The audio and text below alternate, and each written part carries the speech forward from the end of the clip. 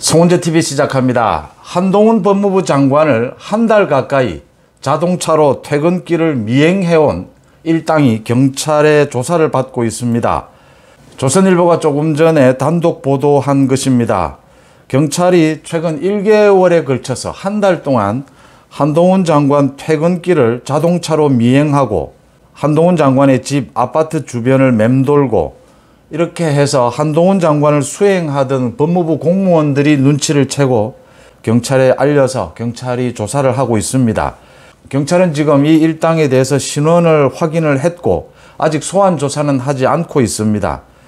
경찰에 따르면 경기도 과천에 있는 법무부 청사, 국회, 헌법재판소, 한동훈 장관의 일정을 모두 파악하고 있다가 한동훈 장관이 퇴근하는 그 길을 매번 자동차를 이용해서 미행을 했다라고 합니다.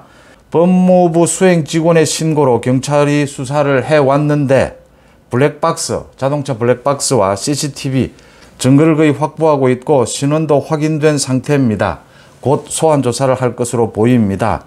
이게 지금 단순한 스토킹이냐 아니면 테러를 위한 준비냐, 많은 것들을 조사를 통해서 밝혀내야 될 대목들입니다. 또 윤석열 대통령과 윤석열 대통령 부부에 대한 테러를 암시하는 글들도 계속 지금 올라와서 경찰이 조사를 하고 있는 상황입니다. 지난달에도 올라왔습니다.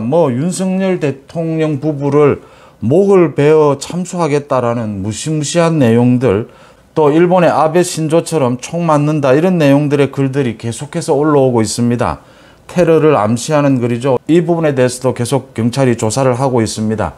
이렇게 윤석열 대통령 부부나 한동훈 장관에 대한 테러 또는 이게 단순 스토킹인지 이 경찰 조사를 해서 하나 둘씩 밝혀내야 될 대목인데, 이게 지금 정치권의 저주, 혐오 이런 행태와 거의 연관이 되어 있다라고 하는 점입니다. 민주당에서 지금 박진 장관에 대해서 해임 건의안을 내는 것, 윤석열 대통령의 뉴욕 발언에 대해서 조작하는 이런 부분들을 보면 거의 저주에 가깝습니다.